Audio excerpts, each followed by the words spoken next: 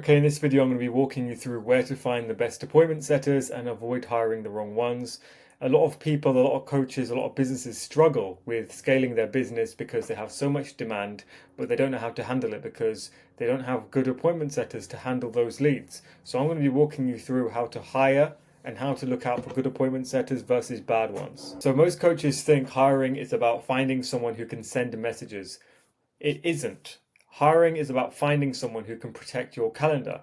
The difference between an average setter and an elite setter isn't how many calls they book, it's the quality of conversation they create. Okay, so stop looking for an appointment setter. The biggest hiring mistake starts before you've even posted the job. Searching for an appointment setter attracts everybody: virtual assistants, lead generators, customer support reps, and beginners who just watched a YouTube video. People who have never spoken to a real buyer will flood your inbox, basically. The wrong mindset is hiring someone who sends messages, attracts administrative applicants, competes on task completion. They just try and get as many tasks completed as possible, and they just try to fill your calendar up. The right mindset is hiring a salesperson in your pipeline, attracts sales-minded professionals, qualifies before booking, and protects your time and your team and your calendar. If you don't think about this from day one, you're going to start to attract the wrong applicants every single time.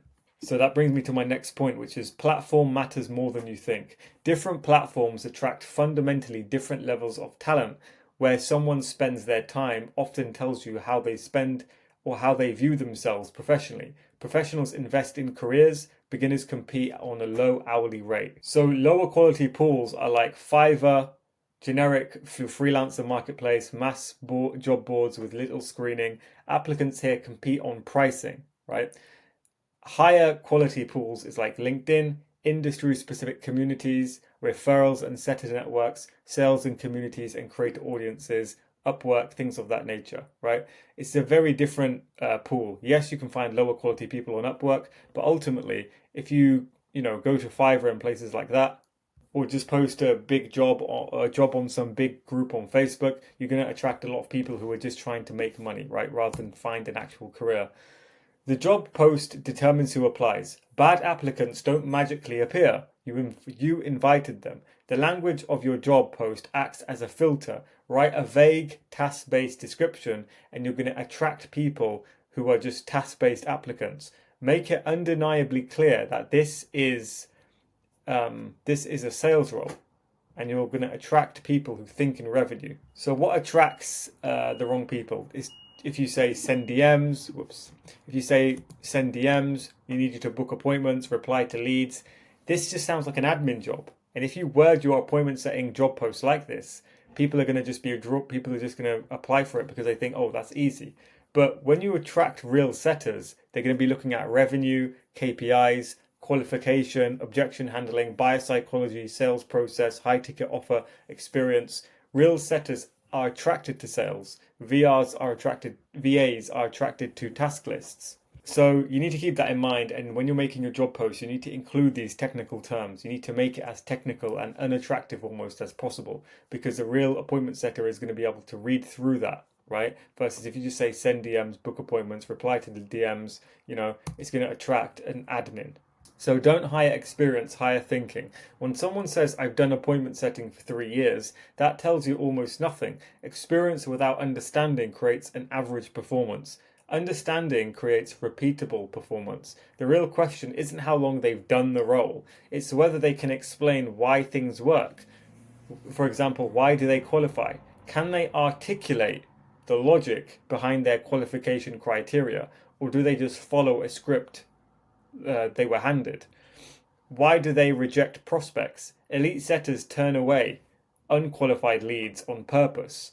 Can they explain what a bad fit prospect looks like? If they can explain, then it means they understand the difference between a bad prospect and a good prospect, a qualified lead and an unqualified lead. So why do buyers ghost? Understanding buyer psychology, not just mechanics, separates great setters from average ones. So if they can understand and explain why people make a certain decision, it means they understand buyer psychology, which means they're going to be much more of a greater setter than someone who doesn't. Because VAs and regular admins don't understand that psychology. So here we have an example of an appointment setter. We can't see the full picture.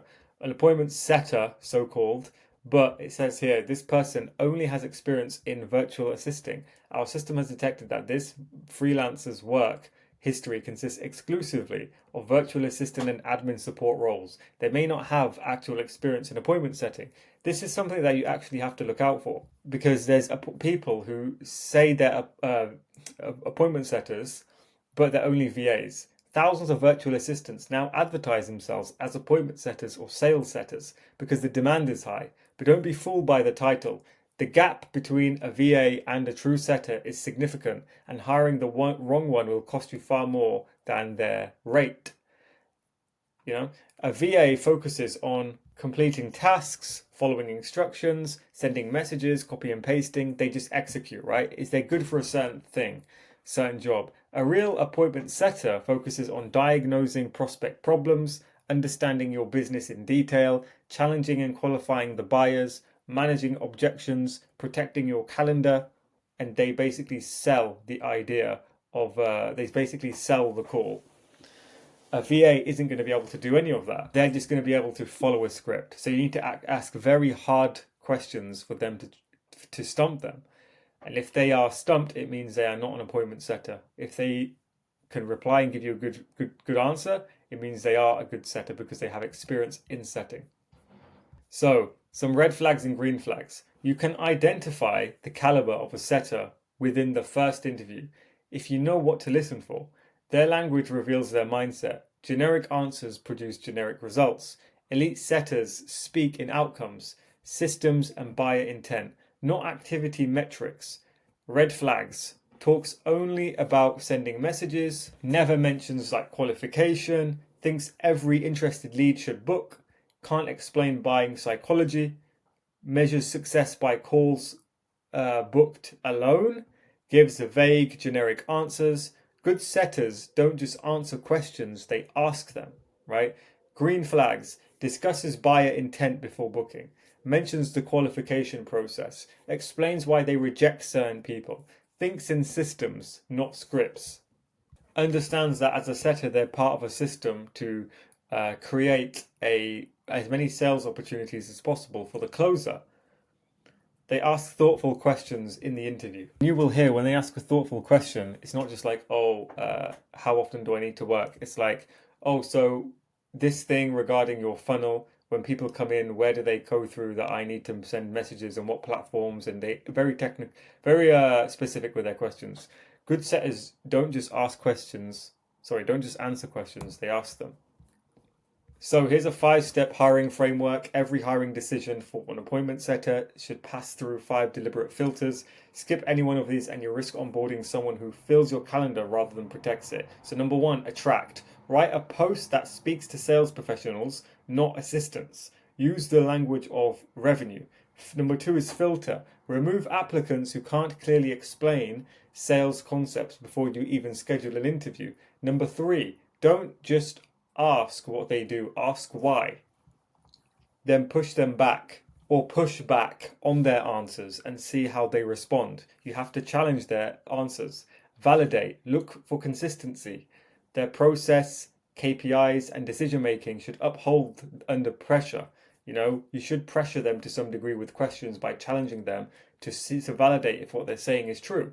Number 5 is protect. Remember, you're hiring someone to protect your calendar, not fill it. Every booking must increase the probability of revenue. Every booking to your calendar must be a sales opportunity. And if the setter can't identify or don't have the traits that signify that they have the skills to protect your calendar and only book in high qualified leads, then they're going to be a bad hire, because you're hiring someone who just is going to book and get yeses from everyone and try and book as many people as possible for the call. And what's going to happen is if they book, let's say, even 3 bad leads in a day, it means 3 hours wasted on sales calls for your team. So hire people obsessed with buyers, not people who are good at talking about themselves. Average applicant says, I booked 300 calls last month, measuring activity, no context, no outcome, no understanding of what those calls produced. An elite applicant says, my close rate improved because we tightened the qualifications. or I should say, our close rate at this business improved because I tightened the qualifications on on this qualification process. Measuring outcomes, thinking in revenue connected to the business result, not the task. Great setters think like gatekeepers. They understand that every bad appointment costs sales time, team morale, marketing spend, and opportunity cost. That's why they don't chase bookings, they protect capacity. The quality of your sales calls is decided before the Zoom starts. It's determined by who you choose to let into your pipeline, and that decision belongs to your setter.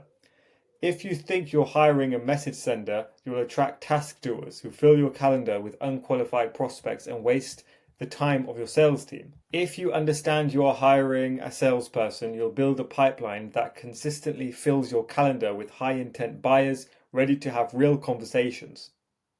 The biggest mistake isn't choosing the wrong setter, it's misunderstanding what the role actually is. Get the framing right first, everything else follows from there. The setter is the first salesperson in your pipeline. Hire accordingly. Okay, hope that all makes sense. I hope if you're looking to scale that you can understand how to hire a setter now in much more clearer detail. Look, if you need more one-to-one help or you want someone to build an appointment setting department for you, then we can build it for you, apexsetting.com. If you need help on how to hire the right people, where to hire the right people, how to write a job post, how to attract the right people, how to not keep losing setters, how to make them perform, and you need help one-to-one, I can also help you with that. Links are in the bio if you want more help. Talk to you soon.